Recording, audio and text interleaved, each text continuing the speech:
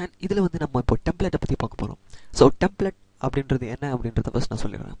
So for example நம்ம வெப்சைட்டில் ஒரு 5 பேஜ் இருக்குது அப்படின்னு வச்சுக்கலாம்.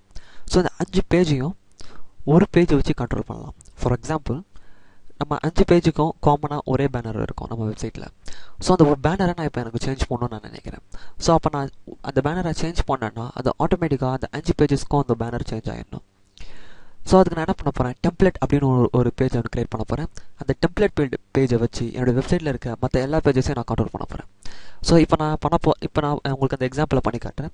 ஸோ அப்போ உங்களுக்கு ரியலி உங்களுக்கு டெம்ப்ளேட்னா என்ன அப்படின்றது புரியும். ஸோ ஃபஸ்ட் நான் அதுக்கு என்ன பண்ணிக்கிறேன், என்னுடைய ஃபைலில் போய்க்கிறேன், நியூ. ஸோ நான் ஒரு புதுசாக ஒரு HTML பேஜ் ஒன்று க்ரியேட் பண்ணிக்கிறேன். Just blank page. அண்ட் இதில் வந்து நான் ஜஸ்ட் ஒரு டெம்ப்ளேட்டை சூஸ் பண்ணிக்கிறேன்.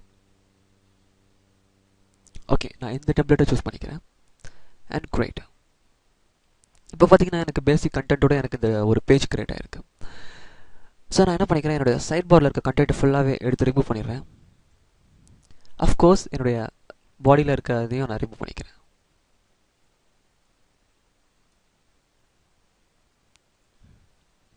அண்ட் இந்த இடத்துக்கு நான் என்ன பண்ணிக்கிறேன், பேஜ் 1 அப்படின்னு கொடுத்துக்கிறேன். சேவ் பண்ணிடுவோம். ஸோ நான் இதுக்கு என்ன பண்ண போகிறேன்,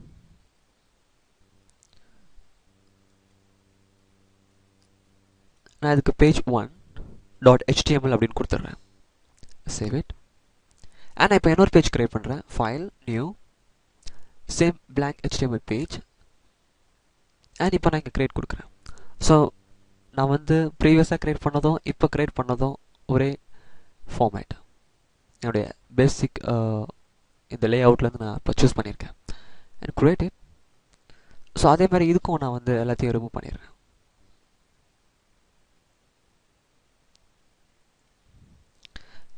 அண்ட் இதுக்கு நான் பேஜ் 2 அப்படின்னு கொடுத்துட்றேன். அண்ட் திரும்பி என்னோடய ஃபைலில் போய் நான் இந்த ஃபைலை நான் சேவ் பண்ணிக்கிறேன். ஜஸ்ட் நான் பேஜ் 2 அப்படின்னு கொடுத்துக்கிறேன். ஆல்ரெடி எனக்கு பேஜ் 2ன்னு ஒரு ஃபைல் இருக்குது. இட்ஸ் ஓகே, நான் அதை வந்து ஓவர் ரைட் பண்ணிக்கிறேன். எஸ். அண்ட் இப்போ பார்த்தீங்கன்னா எனக்கு ஒரு விஷயம் நடந்தாகணும். அது என்னென்னா, நான் வந்து இந்த பேஜஸில் ஏதாவது சேஞ்சஸ் பண்ணினேன் அப்படின்னா அது இந்த பேஜஸ்லேயும் ஆட்டோமேட்டிக்காக அது அப்டேட் ஆகிடணும். ஸோ இதுதான் நம்ம டார்கெட். ஏன்னா இந்த இடத்துல நான் இப்போ இன்கேஸ் எனக்கு வந்து நான் பேஜ் 3ன்னு ஒரு பேஜ் ஒன்று ஆட் பண்ணுறேன். ஸோ அப்போ நான் பேஜ் 3ன்னு நான் இங்கே வந்து டைப் பண்ணுறேன். ஸோ எனக்கு ஆட்டோமேட்டிக்காக அது இங்கேயும் வந்துடணும். ஏன்னா எனக்கு என்னுடைய வெப்சைட்டில் நிறைய பேஜஸ் இருக்கும். ஸோ என்னுடைய ஒரு பேஜ்லேயும் நான் போயிட்டு என்னுடைய மெனுஸை நான் ஆட் பண்ணிகிட்டு இருக்க முடியாது. அதாவது home, profile, contact as. So இந்த மாதிரி நம்மளுக்கு வெப்சைட்டுக்கு ஏற்ற மாதிரி நம்மளுடைய மெனுஸ் இருக்கும். ஸோ நம்ம வெப்சைட்டுக்கு ஏற்ற மாதிரி நம்மளுடைய கண்டென்ட்டும் அதிகமாகும். ஸோ நான் என்னால் ஒரு பேஜ்லேயும் போயிட்டு நான் இந்த மாதிரி இப்போது இன்கேஸ் நான் புதுசாக இந்த இடத்துல ஒரு மெனு ஒன்று எக்ஸ்ட்ரா ஆட் பண்ணுறேன். ஸோ அப்படின்ற பட்சத்தில் என் வெப்சைட்டில் ஒரு 10 பேஜ் இருக்குதுன்னு வச்சுக்கோங்களேன். ஸோ 10 பேஜ்லேயும் நான் போயிட்டு இந்த மாதிரி ஒரு மெனுக்காக நம்ம 10 பேஜ்லேயும் இண்டிவிஜுவலாக என்னால் வந்து ஆட் பண்ணிகிட்டு இருக்க முடியாது. ஸோ இந்த மாதிரி கேசஸில் நமக்கு டெம்ப்ளேட் வந்து ரொம்ப யூஸ்ஃபுல்லாக இருக்கும். ஸோ அது எப்படி யூஸ்ஃபுல்லாக இருக்க போதுன்றதை நம்ம பார்க்கலாம். ஸோ என் பேஜ் 2.html பேஜ் நான் இப்போ க்ளோஸ் பண்ணிக்கிறேன்.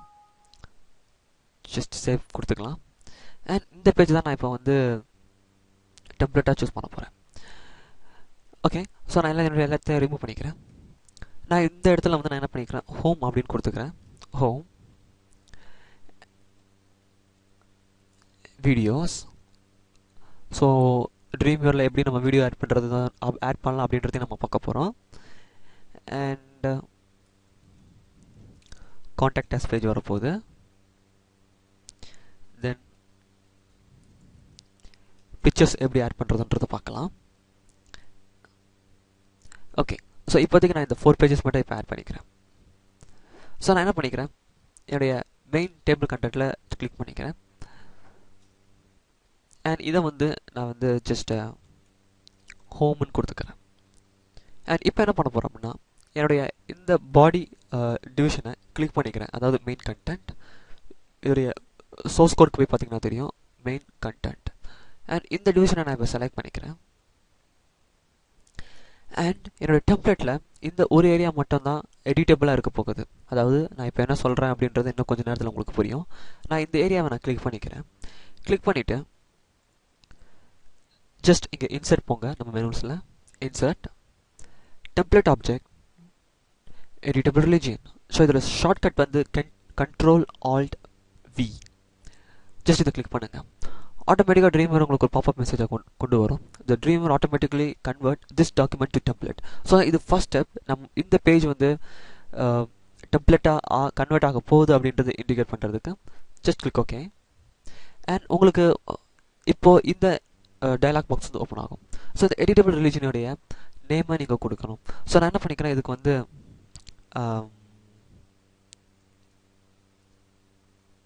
ஜஸ்ட் நான் வந்து இதுக்கு வந்து பாடி அப்படின்னு கொடுத்துக்கிறேன். இந்த பேஜஸ் பாடி. ஜஸ்ட் நீங்கள் இது என்ன வேணால் கொடுத்துக்கலாம், நான் சும்மா கொடுத்துருக்கேன் இது. And just click okay. And automatically இப்போ பார்த்தீங்கன்னா இதோடைய அந்த ஷேப் வந்து உங்களுக்கு லேசாக சேஞ்ச் ஆகிருக்கிறது தெரியும். அதாவது ஒரு மாதிரி க்ரீன் கலரில் உங்களுக்கு அந்த பாடி அப்படின்னு ஒரு ஏரியா கிரியேட் ஆகிருக்கும். ஸோ இது எதை இண்டிகேட் பண்ணுது அப்படின்னா இது வந்து ஒரு எடிட்டபிள் ரிலிஜன் அப்படின்றத இண்டிகேட் பண்ணுது. ஸோ இது வரைக்கும் உங்களுக்கு கன்ஃபியூஷனாக இருந்ததுன்னா நோ ப்ராப்ளம். ஸோ இன்னும் கொஞ்ச நேரத்தில் உங்களுக்கு கன்ஃபியூஷன் வந்து கிளியர் ஆகிடும். அண்ட் இப்போது நம்ம ரியலி டெம்ப்ளேட்டை கிரியேட் பண்ணுறதுக்கு ரெடி ஆகிட்டோம்.